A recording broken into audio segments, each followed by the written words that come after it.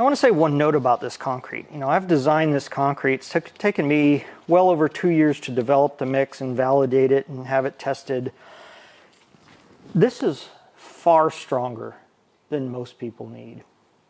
But the thing is, I don't know what you plan on doing with it. I don't know what kind of wild, innovative, creative ideas you have. So I want to make sure that this material gives you the ability to be creative and push your limits and have the threshold of problems, you know, that area of you want to stay away from, I want that far away. And you do that by having a highly engineered mix by somebody who is an engineer, who has a quarter-century experience working with this kind of material in this arena to know, I know what you need, and I know what this needs to be to give you what you want. Sometimes I don't know exactly what you're going to do with it, but if I shoot for the stars and give you that, this is easy. And the good thing about that is you don't have to pay too much attention to the little details.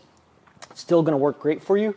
You're going to get the results you want the first time and not get frustrated and lose money and lose time because you had to do a project over again because the homebrew recipe you got off Facebook or wherever failed you because it was the wrong mix for the wrong reason, especially if you go to a home center and buy something made for, say, setting a fence post.